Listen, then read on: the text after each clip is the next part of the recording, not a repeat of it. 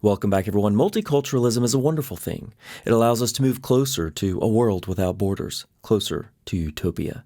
And only with multiculturalism can we ease the guilt of the past and fully realize that diversity is our intrinsic strength. And since everyone thinks like us and has the same values, there's no need to worry about what other cultures bring in, even those cultures shaped by Islamic ideology.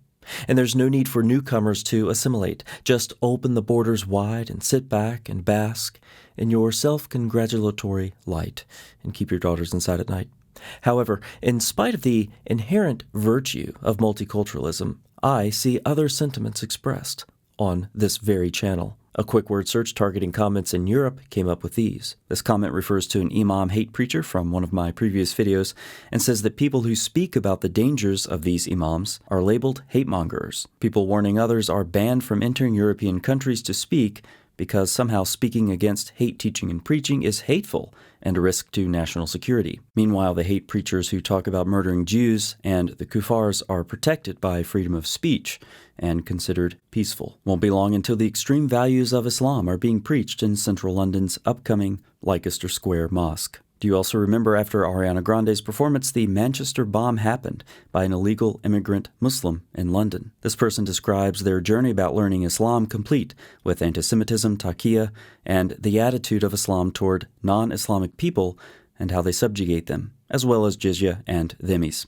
So now, after 40 years of knowing exactly who the enemy of the West is, my government is talking about labeling people like me extremists.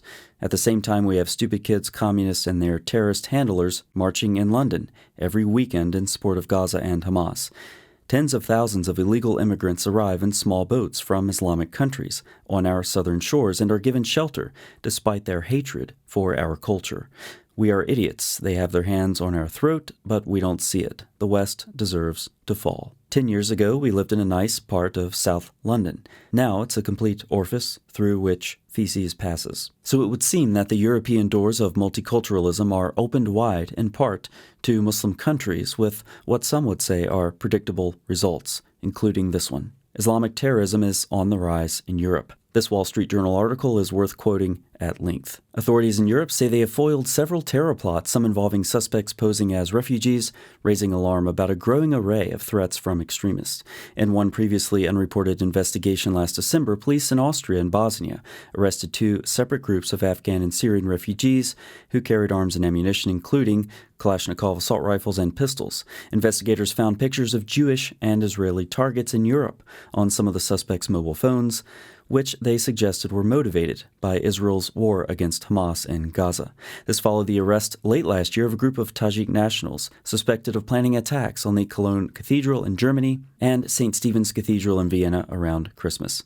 Both churches fill with hundreds of visitors for the holiday season. Investigators said the separate incidents suggest Europe's terror threat isn't only growing but also coming from news sources, complicating the work of security agencies. A wave of attacks that hit the continent starting in 2015 was largely inspired and in part directed by the Islamic State, the Sunni terror militia in Syria and Iraq. Now, the threat is not coming just from Islamic State Khorasan, Islamic State's Afghanistan-based successor organization, but also from Iran and its proxies in the Middle East, including Hezbollah and Hamas. Both Hamas and Hezbollah have so far used Europe as a fundraising hub and a safe house for operatives. But the recent raids on Hamas suggest those groups are now pivoting to plotting assassinations and sabotage in Europe, directed mainly at Jewish and Israeli targets, security officials from several countries said. At the same time, the case of the Tajik suspects raises concern that terror groups, including Iran and its proxies, are again using the influx of refugees into Europe to infiltrate the region. Most of the Islamic State terrorists who struck Paris in 2015 arrived from Syria and Iraq, posing as refugees, and more than 1 million asylum seekers applied for refugee status in the EU last year, the biggest number since that time. More recent examples this article refers to include those from Italy, where 3 oppressed Palestinians with terrorist plans were arrested. All the racism, all the Islamophobia. They're accused of being part of the Brigades of the Al-Aqsa Martyrs, an organization deemed a terrorist group by the EU, the police said. Their activities included planning attacks, including suicide attacks, against civilian and military targets abroad. There is another kind of terrorism at work as well. Let's return to the comments section. You forgot to mention the Islamic Grooming Gangs in the UK, who have been gang-raping vulnerable British girls, many underaged, since the beginning 1970s. It's still going on. Some women later in life spoke about their horrible experiences. They were taken into council houses, saw Muslim men praying, and then were taken into adjacent rooms to be raped by several men and afterwards forced into prostitution. Some of these Muslims told the girls this happened to them because they are not Muslim. The British government knows about this, but acted out of fear for race riots. A gang of groomers were caught, and 3 of them were put in jail. Short sentences. When the UK wanted to expel 2 of them, their lawyers and leftist NGOs stepped in and sabotaged everything. The 3rd cockroach renounced both of his nationalities, Pakistani and British, so the UK is obliged to hold him in custody since he was stateless. We on the continent are getting more and more fed up with the Islamic violence that specifically targets non-Muslims. An excellent resource to learn more about this is Ayaan Hirsi Ali's book, Prey: Immigration, Islam, and the Erosion of Women's Rights. In her chapter on grooming gangs, she says, the UK counter-extremism organization Quilliam published a report in 2017 examining the backgrounds of the grooming gang perpetrators.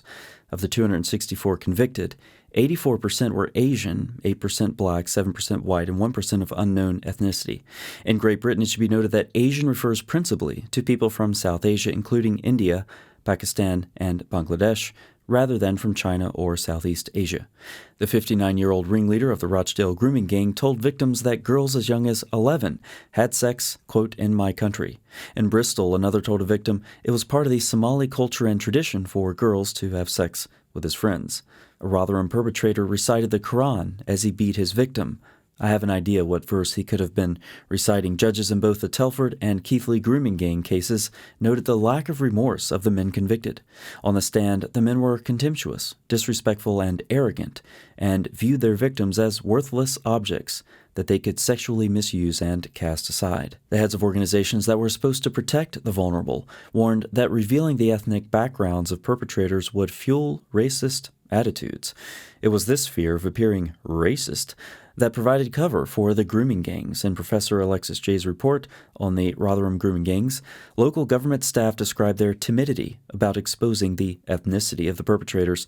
Some self-censored to avoid appearing racist, while others were directed to remain silent by their managers. It took the journalist Julie Bindel 7 years to get her investigations into the issue published. Editor after editor told me that they were concerned that people would consider it Islamophobic if they were to draw attention to the subject, she said in 2018. The case of the British grooming gangs also illustrates the persistence of misogynistic attitudes in immigrant Muslim communities. One member of a Newcastle grooming gang told a female ticket inspector, all white women are only good for one thing, for men like me to F and use like trash. Why talk about grooming gangs in a video on Islamic terrorism? Well, given the brutality and objectives of Muslim grooming gangs, I think it's appropriate to classify them, perhaps unconventionally, under the broader umbrella of Islamic terrorism, clearly on the rise in Europe. Let me know if you agree with that classification or not. It might not be too late for European leaders to cast off their fear of being called Islamophobes and take responsible action, but the fact is that there are untold masses of Muslim migrants already in Europe intent on doing harm, with more on the way. What do you think? Is it too late for Europe? Let me know in the comments section. Thanks so much for watching. I'll see you next time.